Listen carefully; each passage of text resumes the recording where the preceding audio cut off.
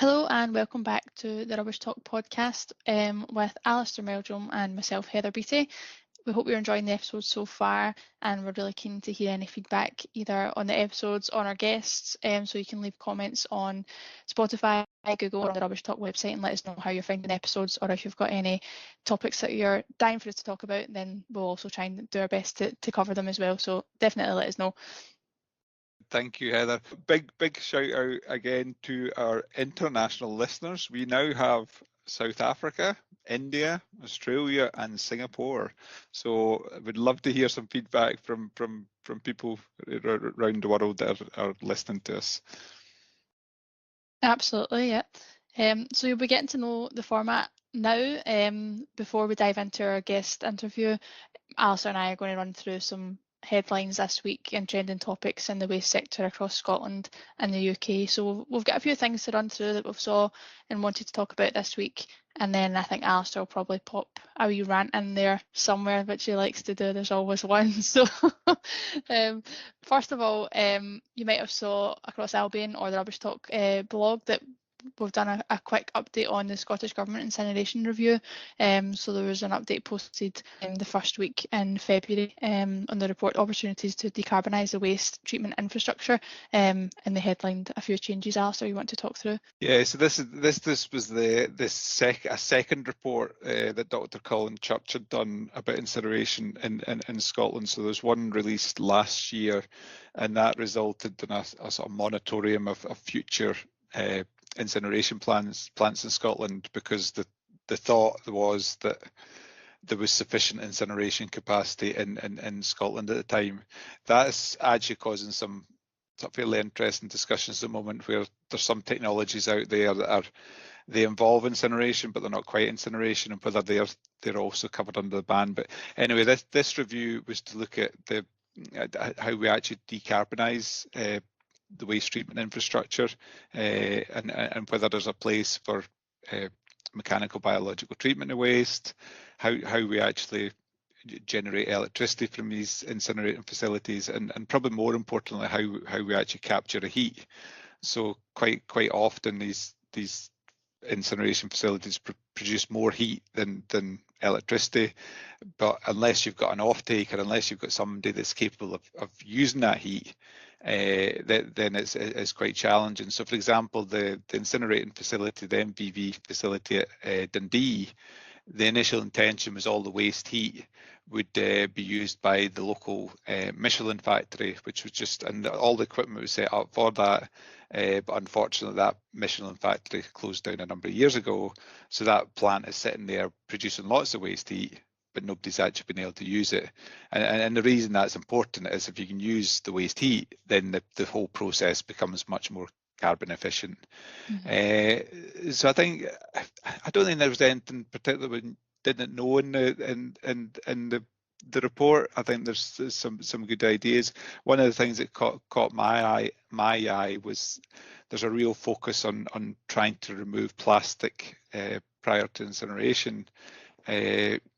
And the part of the reason it caught my eye was, to a sense, we're allowing a lot of recycling to go for incineration at the moment. So the waste compositional figures that are out there,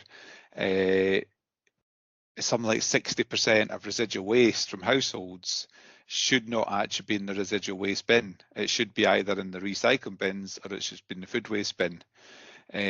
So we're allowing that because we're not sort of focused on public using the recycling system as well as they can. We're allowing that going for incineration. By default, we're then combusting too much plastic. And the solution being proposed in the report is the facility then has to try and remove the plastic. But the problem with that is there's a cost attached to removing the plastic. There's a carbon impact in terms of the energy it uses, and then the plastic that is actually removed is pretty poor quality plastic and really difficult to recycle. So I think that was the main thing that caught my eye with it. But otherwise, I think what's in the report is pretty good in terms of giving Scotland a strategy for going forward. Sorry, I rattled on there for about 5 minutes. No, that's good. I think you summed it up quite well, and kind of summarised any changes. So yeah, for anyone who doesn't have the time to read through the whole document, hopefully that gives you a bit of an insight into what was there in Alistair's professional opinion as well. We can put the links to the two reports in the show notes if anybody is interested. They are fairly lengthy, they're fairly lengthy documents, 60, 70 pages. But if anybody is interested, then we'll put the links in the show notes so you can review them. Yeah, absolutely. Yeah, we'll make sure they're there for everyone. So a topic that we have discussed before, and we thought we would park it for a wee while so we don't bore everyone, but it does actually correspond with some things you were talking about there, Alistair, and it's in the headlines again. So talking about the deposit return scheme in Scotland, there's actually a BBC News article went out just yesterday about a potential unlawful trade barrier the DRS in Scotland creates with the rest of the UK. So we mentioned on one of our first days that Scotland is due to launch the scheme in August of this year and across England and Wales in 2025. So there's now discussions that it may be beneficial to delay Scotland's launch so the UK-wide scheme all goes live together in 2025. So yeah, as we predicted, it's not going to be smooth sailing. We did say we'd probably mention it again. As it gets closer to the time, there seems to be more complications arising. So the good news in the DRS though is that BIFA, who are the company that's going to be responsible for collecting the material and looking after the material, they've just announced they're spending 7.7 million on a DRS counting centre in Aberdeen, and work is well underway, I believe, to get that facility up and ready for the beginning of August. The one that I wonder, I think part of the reason we're getting these legal challenges coming out and people, raising the issue and other sectors apart from the waste sector raising the issue is I think companies are suddenly realising that this is coming in August and they need to get ready. I'm looking out the window at a little supermarket that has no facility for collecting all this material the public are going to bring back. So it is going to be a rush to the finish line, I would think, to go live for August. But watch this space, as they say. Yeah, I feel as though this might be a kind of weekly occurrence when we have a new update each time. But we'll certainly keep everyone up to date with anything that we see and give our opinions of it. But the other hot topic that is appearing and will continue to appear, and I think we've touched on, I think we've mentioned this a little bit previously, but we weren't quite sure which direction it was heading. So there's a ban on persistent organic pollutants going into landfills. The only solution for persistent organic pollutions, commonly called POPs, is to incinerate them. And the reason this is important and the reason there's a big change happening is a lot of furniture, a lot of cushions, a lot of cushions and furniture and so on will contain persistent organic pollutants, and they were put in the furniture as a fire retardant to stop the material burning. Now, because of this requirement to incinerate now, it's going to mean huge changes for local authorities. So the household waste recycling centre sites where you might take along your sofa or some cushions and put them in the skip, that skip now needs to go for incineration. And obviously most incinerators aren't set up to accept a whole sofa. They're going to need to process that waste. They're going to need to shred it down and manage this new waste stream going for incineration. So the Environment Agency south of the border are pushing this pretty hard.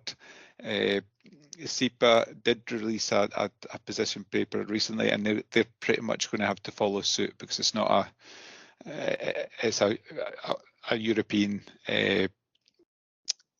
issue that we're having to deal with and having to try to comply with. In fact, it's more than European, it's worldwide, I believe. So it is going to continue to cause an issue as people suddenly realise, and a particular issue for organisations that reuse furniture. So if you've got a bit of furniture that does have persistent organic pollutants in it, you'll not be able to reuse it, and that's potentially taking a lot of material out of the not-for-profit sector that would maybe take that material in and put it out to, either sell it or put it out for free to, social housing and so on. Mm-hmm. So potentially a big issue at the moment is this that's going on, and it's one of these issues that the waste management industry is having to deal with, but it's not made by the waste management industry. It was made by the producers, the people that are importing the material into the country. A bit like the discussion we've had. We're promised not to mention disposable vapes, but a bit like disposable vapes.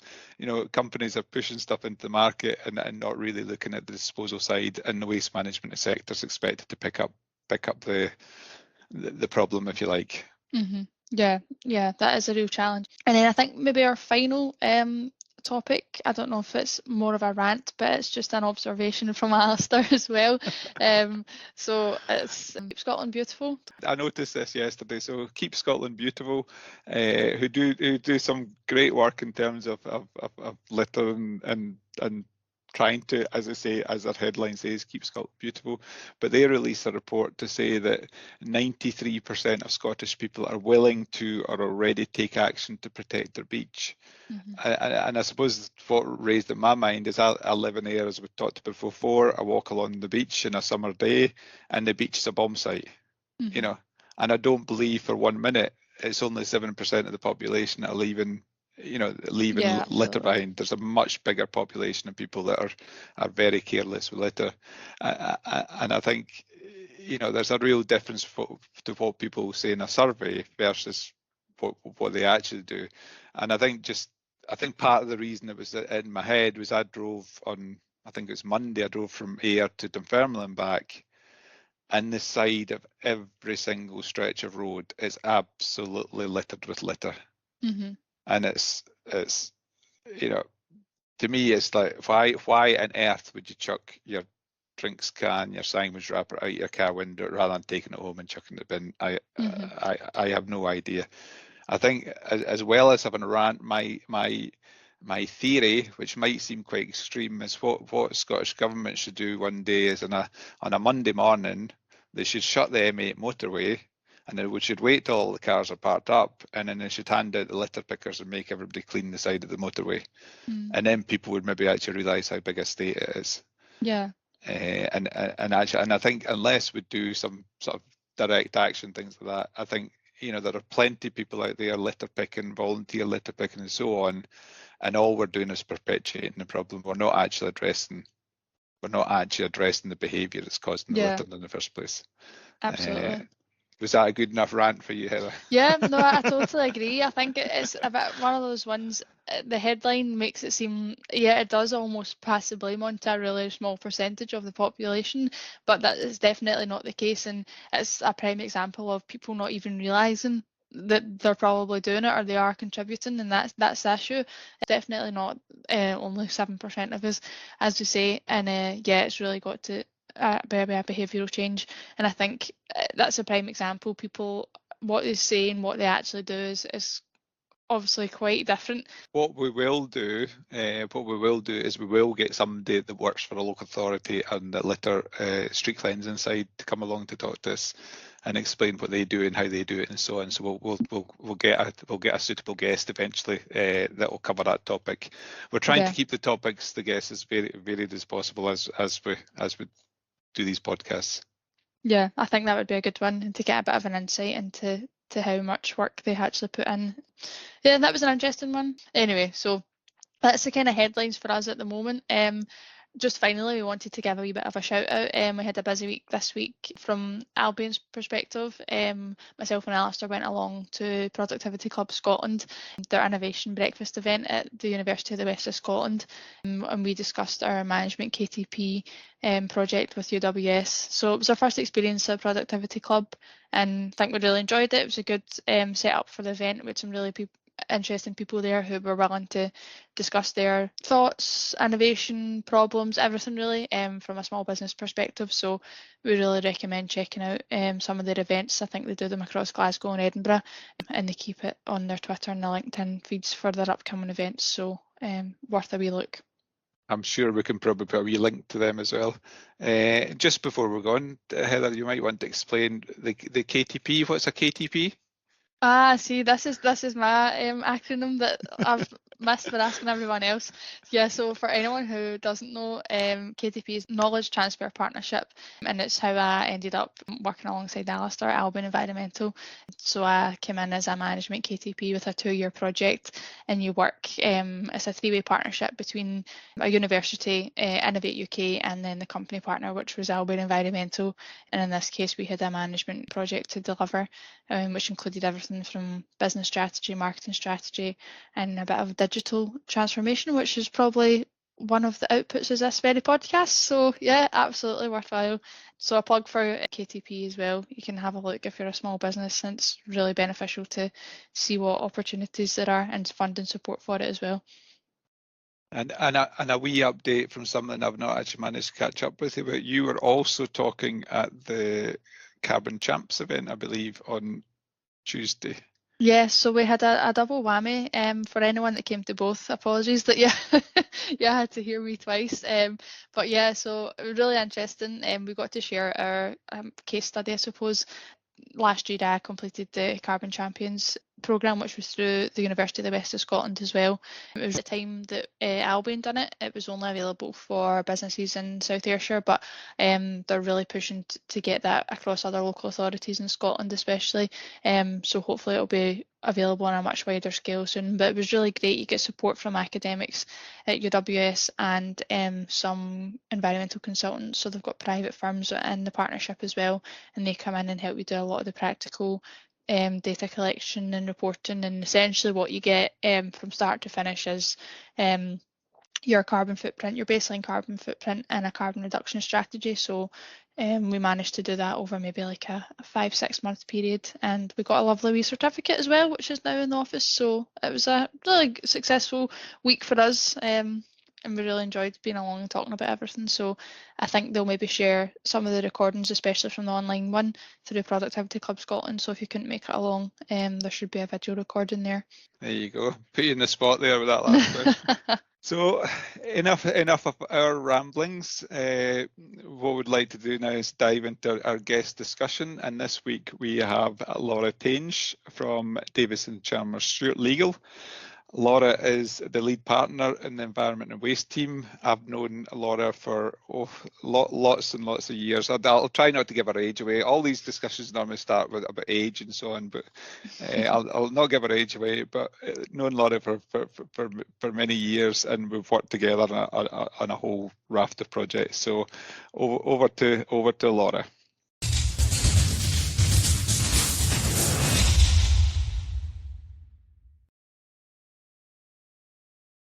So welcome to Laura Tainsh from Davidson Chalmers Stewart. How are you, Laura? Thank you. I'm well, apart from my croaky voice, which I apologise to all the listeners for. It's a common feature at the moment, I'm afraid. Yeah. So I'd like to just crack on, Laura. We've changed the format a wee bit. The first question, which hopefully you know about, in terms of the organisation, could you maybe just describe the organisation you currently work for and the type of work they do?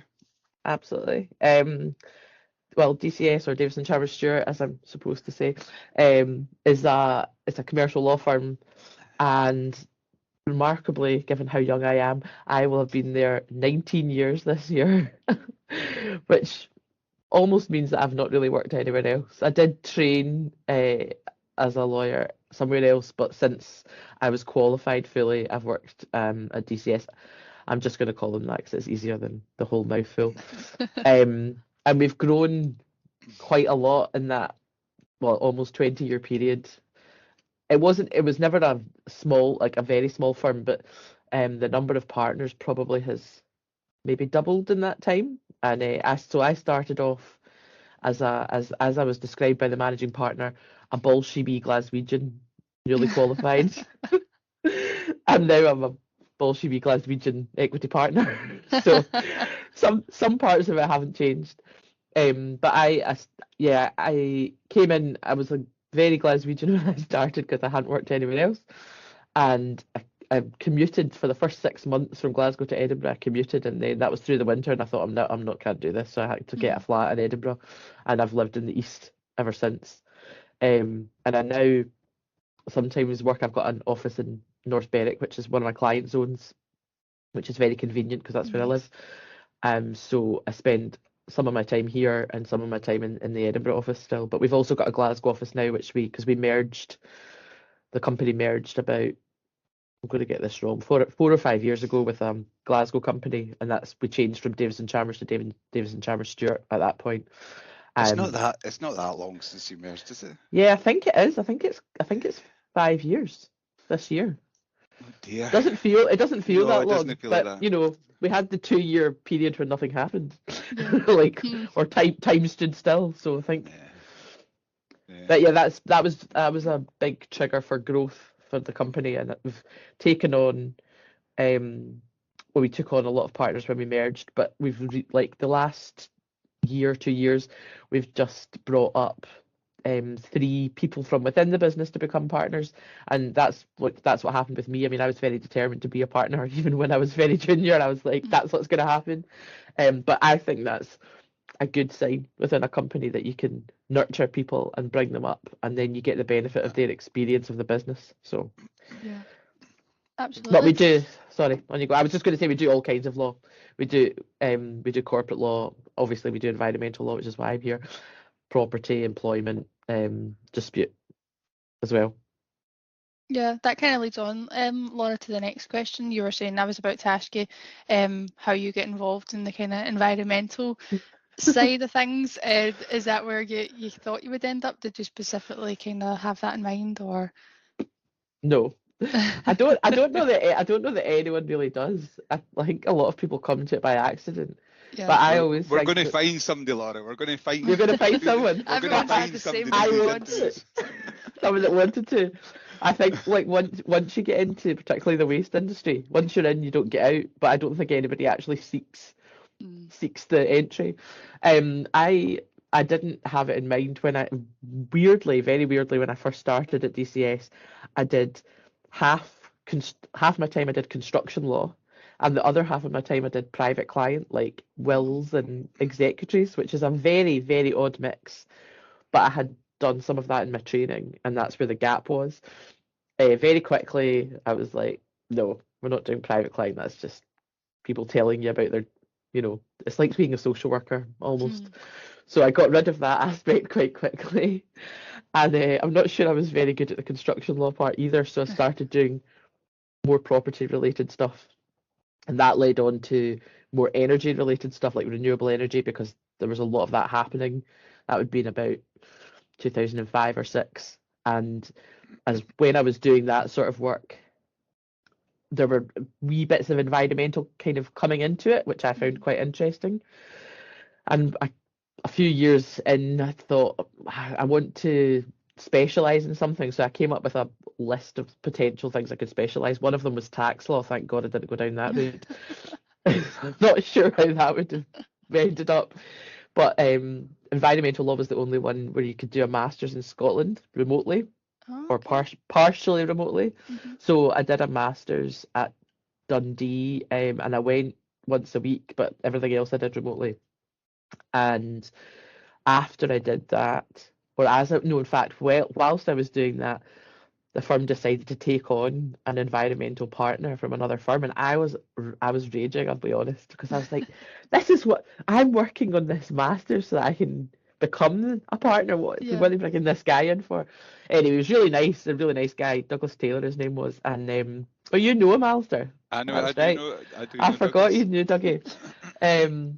So yeah, he came in, and I basically just sucked the knowledge out of him. I just took because he was really good at talking, and we got on really well. And then his wife, who's Canadian, decided they were emigrating to Canada, and I wasn't very sad about it. I was sad to lose him, but then I just inherited his whole practice. Yeah. Which was an absolutely brilliant springboard for me, because all of his clients stayed, and they were my initial practice, and then my practice grew from there. So I still did other things at that point. I still did a bit of property and a bit of energy. And then when I went on maternity leave, I left the energy side of my practice with another guy at the firm that worked with me. And he kind of took that on and made it his own. So when I came back, we made him a partner, and we sort of siphoned that off. So my practice is now almost entirely environmental. and I don't really do anything else, which suits me fine because it's the stuff that's most interesting to me. Yeah. That's worked out really well, as you said. It's good to have someone to learn from as well. I think Yeah. at the time you just want to be number one, but kind of Yeah. you probably in hindsight now you think, yeah, I'm definitely benefited from that and took the I steps did. that needed to be done. Yeah. I definitely did benefit from it. He was a very different. He did things very differently from me, but he gave me a lot of my core knowledge. So Yeah. I'm not going to give him all the praise, but No I do. regrets. I do owe him a little bit. Yeah, absolutely. So we normally ask what would be your favourite role throughout the journey, but I suppose you've said at the start, Laura, you've been kind of in the same place for a long time, so maybe more so Yeah. what kind of project-wise, something that you've really enjoyed doing? It's so varied, my practice. Like it's like different things come across my desk all the time. It's really difficult to pick one thing, but I think the thing that I like most is when I can be involved with something for a long time and see the benefits of my input. And that doesn't always happen because people don't always listen to your advice. sometimes they do. But companies that I've been involved with for a long period of years, and I've seen their practices change, and I've seen the way that they approach problems that might become legal issues change. Sometimes that means that I don't get as much work because they're a bit, they do things a bit better.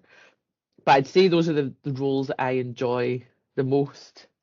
And the only example I've got of that isn't really an environmental one. I'm working on a project which is they're pulling together a wave garden, it's a fake surf park at in Ratho next to the climbing centre. And I actually project manage all of the legals on that project. So I do everything. It's not just environmental, but I've been involved in the project for must be 6 or 7 years, and I know everything about it. And I've seen it develop from an idea into what is now an ongoing live construction project. And there are some environmental issues around there, but it is supremely exciting to see something come to fruition when you've been looking at it on a bit of paper. So it sounds a great project, that one. Oh, it's a brilliant project. Sounds brilliant. But is it not quite sad in a way that it takes that long to realise a project like that? Or is it just the complexity to try to find the funding and put all the bits together? It's a very complex project from a planning perspective, from a construction perspective, and the funding was a significant milestone that we achieved the middle of last year, but it took a long time. I think because it's quite unique, people don't trust it, but they don't fully understand it, and so you have to give a lot more explanation than you might with other projects to convince them this is going to work, this is going to happen, and we've thought of all the different things that are potentially obstacles, and we know how we're going to overcome them. The client, Andy Haddon, he's a remarkable guy in that he has been fighting for this project and for about 10 years, and it's been all consuming for him. But every time there's a problem or an obstacle that would knock most people down, he's just straight back up. 10 solutions onto the next thing, and he just keeps going. He's the most resilient person I think I've ever met. I'll make him listen to this. Quite right. There you go. Can't get higher praise than that. No, definitely not. Is there anything, Laura, you think, in terms of working with the waste sector, is there anything that you've changed your habits, opinions because you've been working in the waste sector, and do you sort of take that out with your work? I think I notice things more. Like wherever I go, I notice I notice bin lorry. Bin lorries, yeah. People's trucks. I notice the state of their trucks. I notice the state of a site, and I think, I wonder what that's used for. Like, I'm super aware of everything in a way that I was definitely not before. And even when I go abroad, I'm looking at what's happening with the waste and recycling. Are they doing it better than here? And if I'm away with people and I start talking about that, they're like, we're on holiday. We don't want to be talking about this. Yeah. But I said it's really important because you can potentially learn from it. I actually did. I was going to tell you this. I actually used to do, and I should revive it. I used to do a blog, an online blog called Talking Dirty. Just kind of like rubbish talk. Yeah. Although I think there were a few people that were disappointed when they found me Stumbled in across it. a different kind of search, The perhaps. search engine might not have been that great. No. But the most popular ones that I did were a couple of relatively informal ones when I went abroad and I went to Amsterdam, I think, and I was talking about how it was approached in a really different way than in the UK. And those were the most popular blogs that I did when I was talking about things rather than like picking a legal issue or something. But I suppose that's not really surprising. But I've been saying to Chala, my colleague, that we should bring it back, and she can do one on the other side, the sort of clean side of the environmental sector, and I'll keep the talking dirty side. Brilliant. Sounds. It hasn't happened yet though. I think there is such a thirst for knowledge about the environmental and the waste sector, and there's I think with the public there's a real lack of understanding of what actually happens. Yeah. Totally.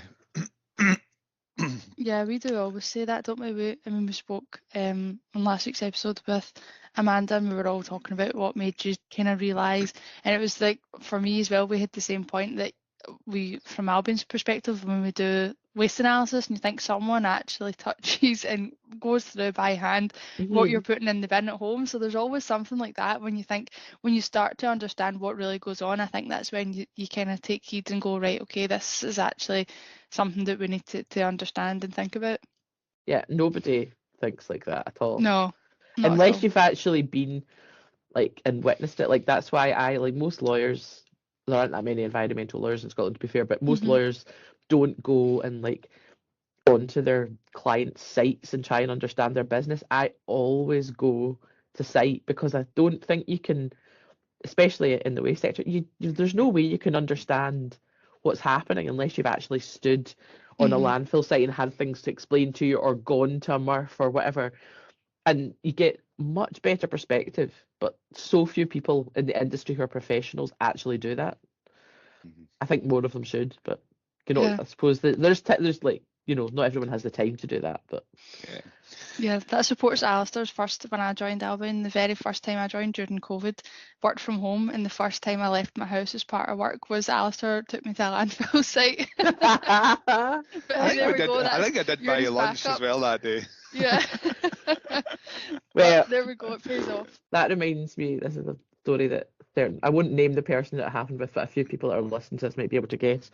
A certain person that I used to do a lot of work for decided we're on our way to a meeting with SEPA, and he said, I'll get you lunch. Lunch consisted of a greasy bacon roll from a van on the side of the road, and on the way to the SEPA office in the one in the middle of the M8 at Eurocentral. Yes, that's where it was. On the way there, basically the bacon roll was bribery for what was going to happen immediately before the meeting. Now, this was a formal meeting, so I was dressed appropriately as a lawyer. I think I was wearing a skirt suit and heels, which I don't often wear now, but I did then.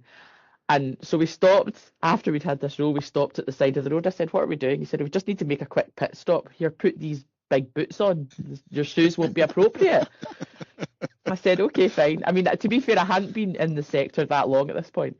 So I had to climb up very steep embankment over a fence illegally into somebody else's landfill to have a look at it.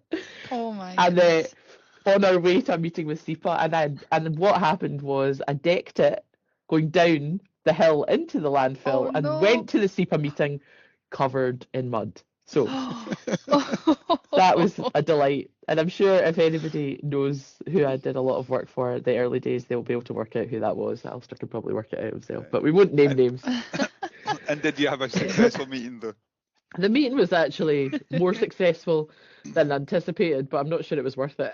No, doesn't sound like it. Brilliant.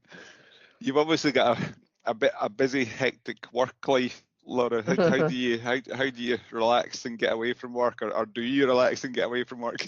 I have a toddler and I'm a single mother, so relax isn't really a word vocab. that's in my vocabulary. But no, I do. I mean, where we live in North Berwick is a fantastic place to live, and you know, my son, as much as I like being like out on the beach, I quite often, as soon as it's light enough in the evening, I make sure that we just go there, even if it's for 15 minutes or whatever, because it just takes away all the stress of the day to be in that environment, and it's really clean air and it's really free. And yes, I'm very grateful for having somewhere like this to live and to work, Yeah. because I can do that on my lunch break as well, which makes a massive difference to my day. So I'd say that's the thing that it most relaxes me, although I'm trying to bring a bit more exercise into it as well, because it definitely makes a difference. It's very hard to find the time for that as a single working mother, but we actually, in the building here in North Berwick, there's a very good personal trainer who works downstairs, and she keeps saying to me, Laura, are you coming back for a session soon? That's on my list for this week, Vanny, I promise you. Oh, that is So a good initiative, though, isn't it? It's something yeah, that it's really needs good. some support. Yeah. Yeah, it's really good. Lovely part of. I love North Berwick, actually. It's a lovely part of the world. It is. He's very lucky to be brought up here. I used to come here on holiday when I was a kid, but he gets to be here all the time. So Love there. Yeah, I know you're saying that. I noticed the first time this morning. I thought, oh, it's light early enough that you could get out a wee walk before you start work, and I just can't Yeah. wait for those. You get even a wee half hour after you finish work or whatever, when the Yeah. sun's still out, just to get out, walk the day off, or get a bit of fresh air. It makes all the difference. makes a huge difference. Good. Okay. What's next for you then, Laura? Next in the career and What's next? the environmental law domination? Well, the only thing that I haven't done that I said I would, not the only thing, one of the things I wanted to do that I haven't done is I'm a chartered waste and resource manager with CIWM, but I did want to become a chartered environmentalist, if that is that who it is. But it's a very different process, and I think it's a bit more academic. I think you have to write a paper. Are you chartered, Alistair? Yeah. So there's a few people that were encouraging me, but I think I maybe have to wait until I've got a little bit more time in my hands. But I would like to do that. I've always been one to kind of look to the next thing, right? But from a career perspective, there's not really anywhere else to go from equity partner apart from managing partner, which is a very different role, and it involves doing much less law.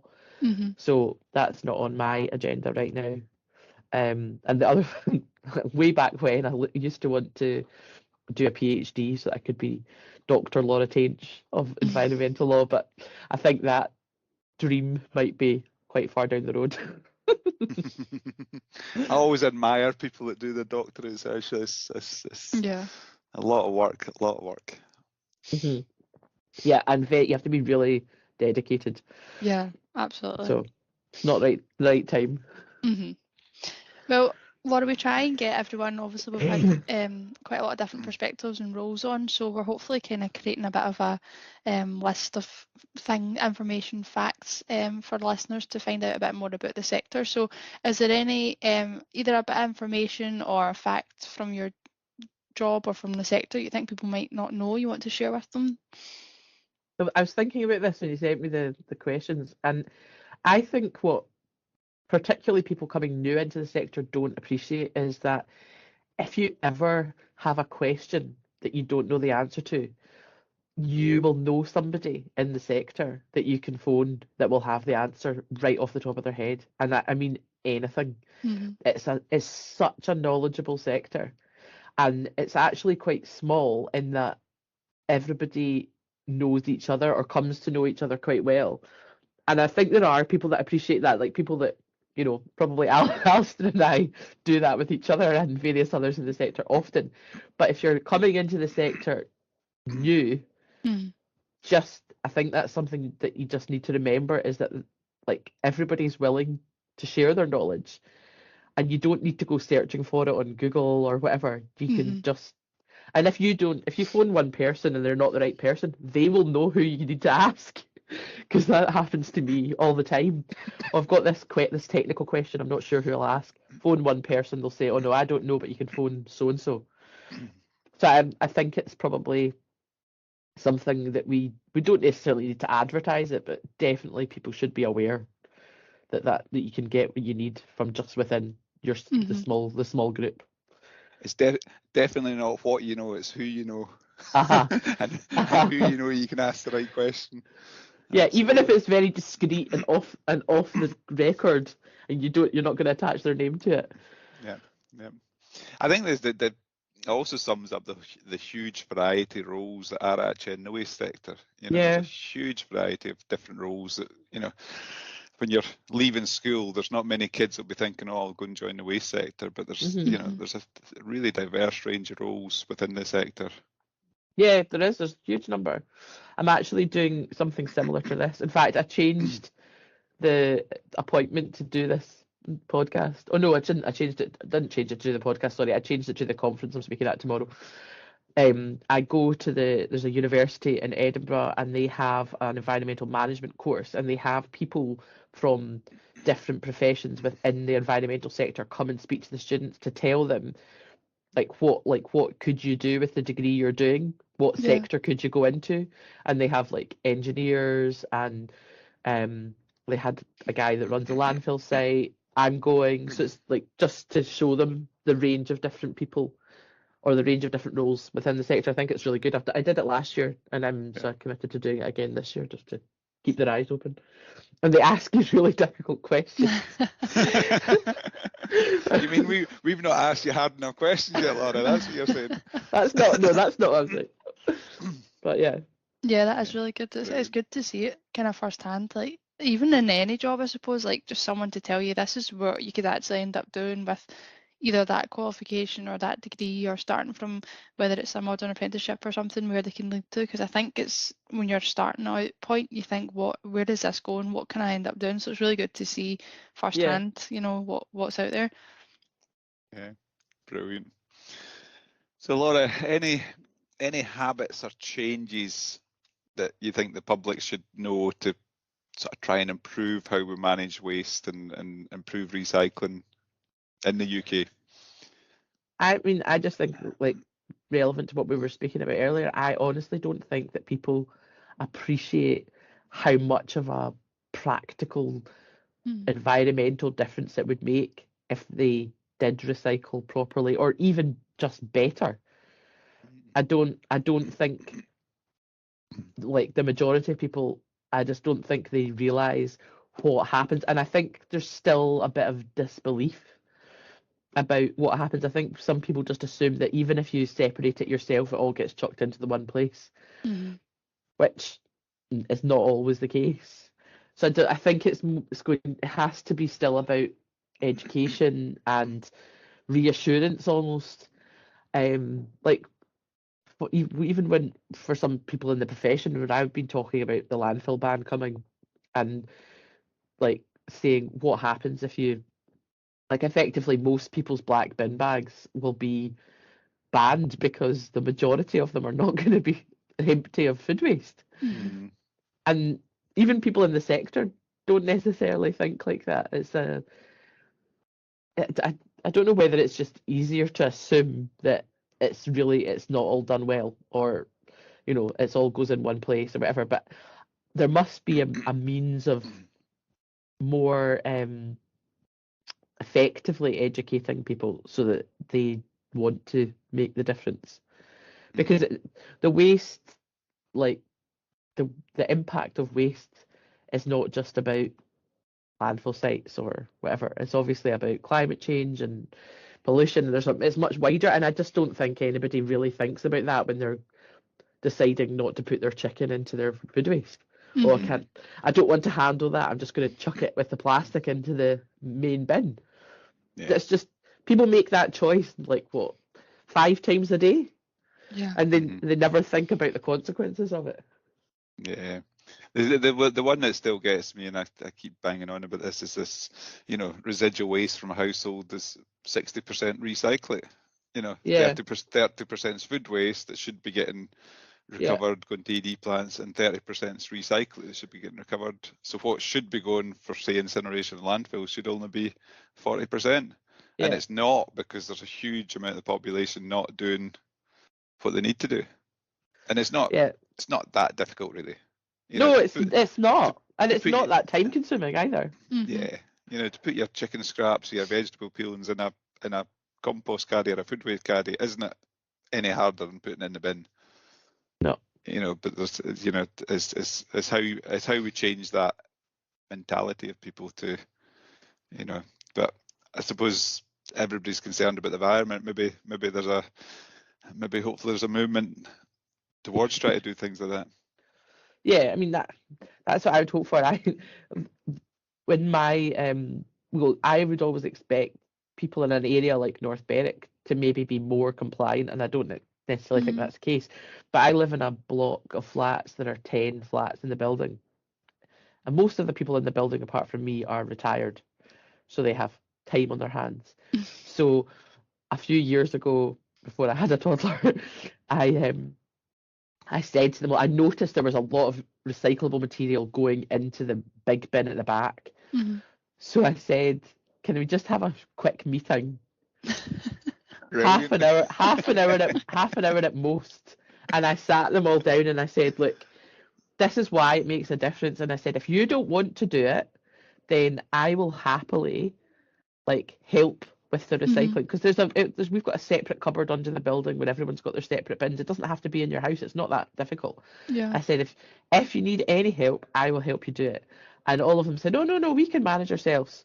So every time after that there was cardboard in the bin or whatever, I went round everyone's door and I said, did you put cardboard in the bin? I did that only for a couple of months, and then I think I got pregnant and it kind of went out the window a wee bit. But actually I notice now every Tuesday night all the recycling bins are out. Everybody's flat, because they're all numbered. Yeah. So everybody puts their recycling bins out and there's no cardboard in the main bin. So that's a very small example, but it did work. Because I called them all out, I guess, in front of each other. But is that not part of the issue, that we don't you know, local government, Scottish government, whatever, aren't calling people out. We're not calling people out for bad practice. We're not calling people out for chucking all their crap out their car window and the road's been littered with rubbish. We seem to not want to call people out for, you know, I know, what's effectively not good behaviour. What effectively is a crime. Well, exactly. Speaking.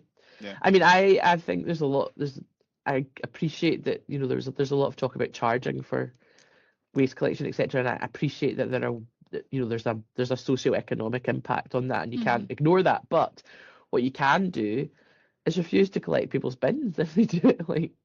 Refuse, you know, and there are some local authorities that have done that, and it has been effective. You know, you give a warning, and if it happens again the next time, you say we're not taking it because it's not compliant. I don't think there's any there's anything wrong with that, because it forces the issue effectively, is my view. Yeah. I don't think that's a widely held view, though. Yeah, no, I see. I think when you start going down the charging route, it does become difficult. You know, and I know what South Ayrshire Council, which is probably one of the first ones, what they're doing is, so if your bin was contaminated and it's not lifted, in the past, what you would do is you phone in, they'd explain what was wrong with it, you would just get the chance to sort that out, and then the bin lorry would come back round to get it. Oh, now, wow. if you want, and that's what happens across the country. So the reality is, what happens is, so a bin crew report a bin for being contaminated. They know full well they're just going to be sent back out in a couple of days to collect again. Yeah. So they're like, what's the point in that? So they stop notifying them. But what South Ayrshire have done, so if your bin's contaminated, they'll only come back and lift it if you pay a fee, or you've got to wait for the next collection cycle. Right. And they're starting to enforce that over time, and that's positive. And I think if a lot of other authorities started looking at that type of approach, that would work. But then you know, it's getting the councillors buy-in to that type of approach, because you know, you get the classic headline in the paper that, You know, some poor Yeah. woman's had a crisp bag put in their bin, therefore it wasn't lifted. And the reality is a bin's not lifted. You know, they don't refuse to lift a Immediately, bin for a crisp bag. You know, Mhm. it's No. fairly heavily contamination. You only need to walk down the street sometimes and you see the level of contamination in some people's bins. You think, you know, it's Yeah. just like, you know, it's really obvious. So Mhm. no, Yeah. no, that's a good one, Laura. You better get back on that project and make sure I they're know, all, it just goes all to show. Go down recycling some in your. some more houses in the area. Absolutely, you can just widen out the streets in the area. And I'm surprised, Alistair, that's not something you've done as well. That feels like a you story. I think I sometimes feel that way when you walk down the street on the day that the food waste collected, and there's hardly a house with their food waste bin out. And you think, you know, Where's your food waste? Yeah. are they all vegetarian and composting in the back garden, or they all just been late? So to me, if their food waste bin's not out, then the residual waste is contaminated, and the council Yeah. should refuse to lift the residual waste bin. But Yeah. That's not what happened. That's me. Yeah. But it There you isn't. go. You're right. It's not difficult because even my 2-year-old knows how to separate waste, and maybe that's just because I'm his mother. But if there's a toilet roll finished, for example, he says this goes in the white bin, and he Yep. will go and put it in the white bin in the house Yep. where that goes, and that's like that's not difficult for him. And then when if we're doing any cooking, he says, where does that rubbish go? Where does that rubbish go? And he knows Yeah. to ask the question. So if you can teach a 2-year-old, surely you Yeah. can teach everyone else. I think that's what Absolutely. it's all about. Is like it's like a game almost when you're that young. It Aha. should be fun, and that's the best way to teach it. Is make it quite enjoyable and from that age, and then by the time you're an adult, it's second nature. You don't even need to think about it. Exactly. By the time you're in school, it should be second nature Yeah, if you do it like. absolutely. Yeah. That leads on to our rubbish quiz, Heather, doesn't it? Yeah, Oh. yeah, We'll absolutely. We'll tell listeners we're developing a product that's basically a quiz for all the areas in Scotland about, you know, you said there's an item of waste and you've got to put it in the right bin effectively. So we've got that pretty much ready for rolling out for across Scotland. So Yeah, I thought you were going to give me a quiz. I was no, like, no, we're not I was going not to warned about this. No, Was I going to get a legal challenge there? Yeah, disclaimer. So, Laura, we ask guests for a bit of industry jargon, an acronym, something that sort of, I don't know, sums up the industry for you or something you think's particular to the industry or whatever. We did start off saying just one.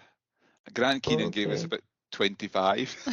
I think we got 2 last week, didn't we? We got 2, so we are going to restrict you to 1. So you're only allowed I've only got one. Choose, It's okay. choose your best one then. I don't think it necessarily sums up the industry, but I was just trying to think, like, what do I hear often when I'm on Yeah. like calls with various groups or whatever, and everyone, and also like in my practice, I always hear whack testing, and I don't like. I think probably initially I didn't know what anyone was talking about, but then I had a couple of landfill tax cases where it's very important to understand what it means and waste acceptance criteria. I don't have to tell either of you that, but for the listeners, and it's basically about testing hazardous material that's destined for landfill to make it sure it's acceptable. But it's banded about all over the place, and I think there's sometimes confusion with other forms of testing, and there's confusion about what it's for, and there's confusion about what it determines, and sometimes, particularly with landfill tax cases, that it can lead. I mean, we noticed some confusion at the top levels of the judiciary when they were dealing with this, and so some clarity early on if you're talking about any of that, particularly if you're talking to people who don't deal with it day in and day out, is a good idea. So no, that's a good one. It's one of our ones we spot all the time, that you know, to assess whether material is hazardous or non-hazardous, you would do what's called the WM3 assessment. Yeah. And the WAC testing is really only for acceptance into landfills, but Yeah. the number of operators, consultants, people that should know better, get it mixed up on a regular basis.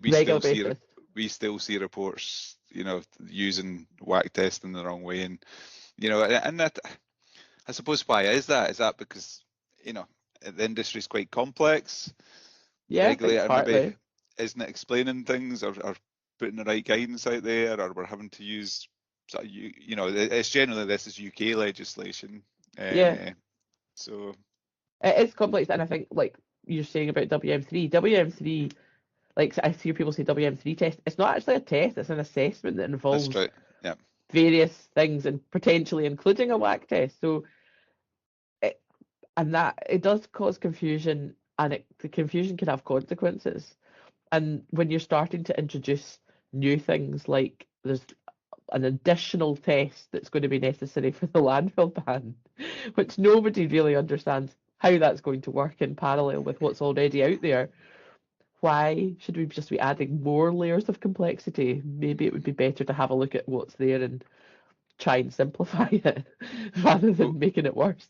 You're like, we had a very recent case where we were trying to work out, I think it was sulfate levels in waste. So there's a specific test that has been to test this level that's described in, I think it was either SEPA or DEFRA legislation or guidance.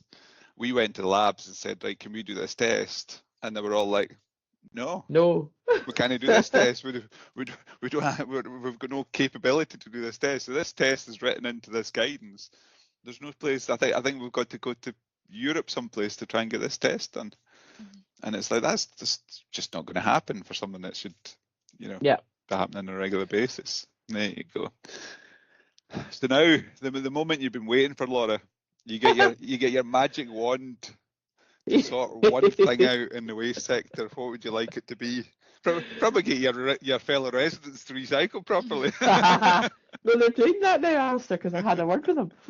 It's related to what we were just saying, and it's a very legal answer, I suppose, in a way that I would just like there to be a bit more joined up thinking when policy is being made. And I appreciate, like, the Scottish Government, I don't think it's a negative thing that they're producing lots of good environmental policy, but there has to be a means of practically implementing that. And the only way that that's possible is if it's clear and consistent and it relates to what's already there. Like, just pumping out lots of policy. At the moment, all that means is that SEPA, for example, are completely overwhelmed with how they're possibly going to implement and enforce it.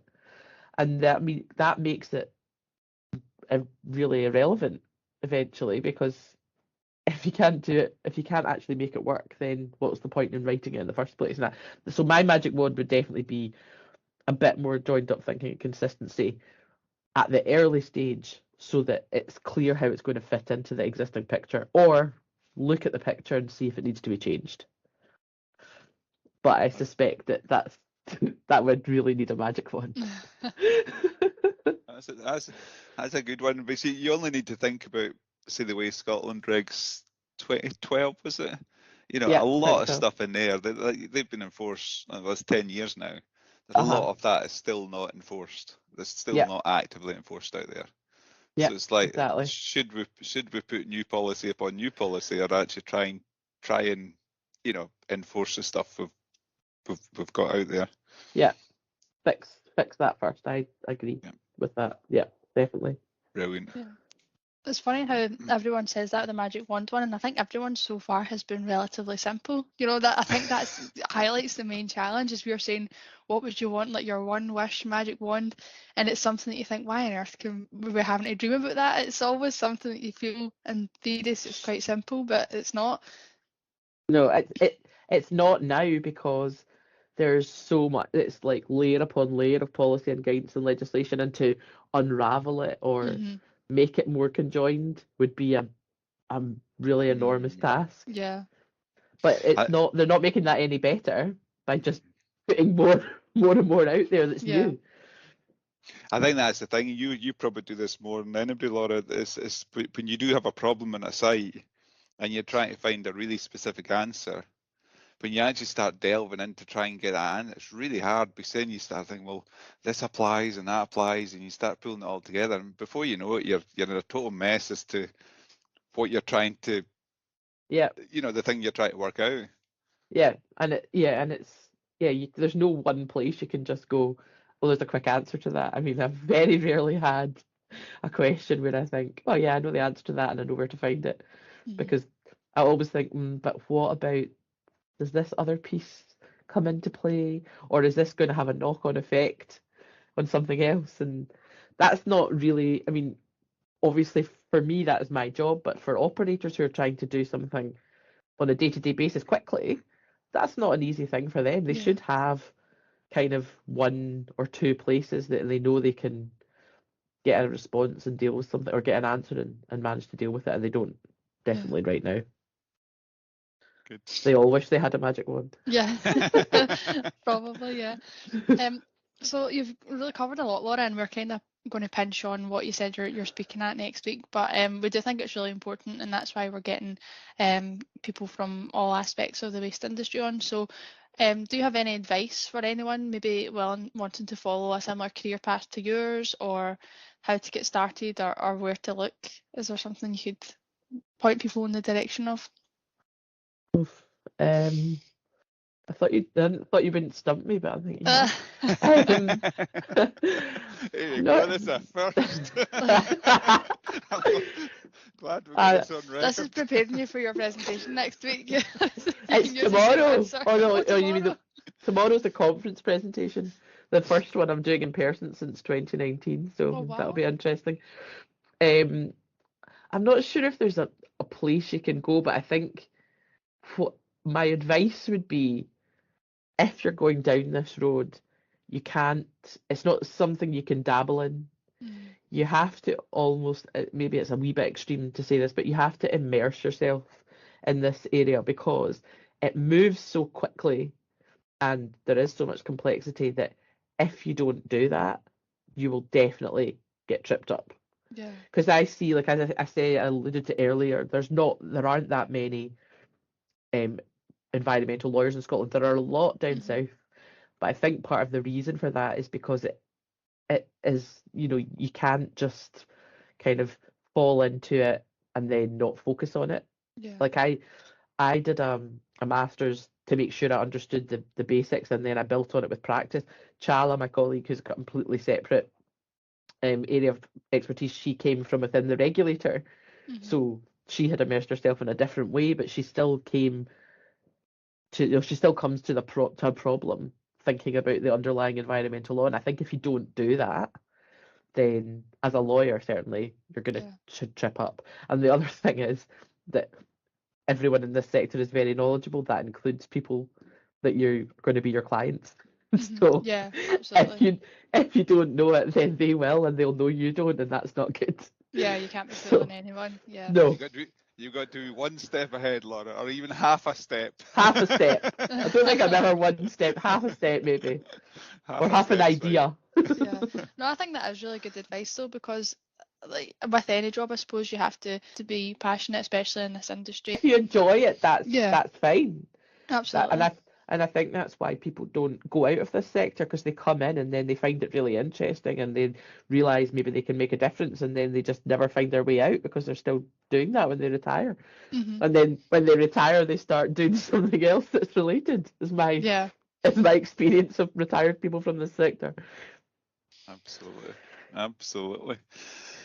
Well, I think that's us run out of questions for you, Laura. Oh dear. we have. You'll be pleased to know, yeah. I think we've covered everything. That's good. So thank you for giving up your time this afternoon. Not at all. Yeah, thank we you really for having appreciate me. it. It's been really interesting, and we're trying to get a good kind of wider picture of the waste industry, and kind of a bit further, I suppose, environmental as well, and just to show people what's out there, and in terms of getting people interested in the sector, but also kind of giving people already in the sector a bit of a different perspective and learning some things. So yeah, it's been really interesting to talk. We've had some laughs along the way, which is always good as well. Absolutely. It's not all rubbish we talk. It's just not all rubbish. Yes, getting a fun at the end there, Heather, like it. That's it. But thank you very much. Not at all, Laura, thank you for taking your time to speak to us. We really enjoyed it. Thank you. Great, cheers.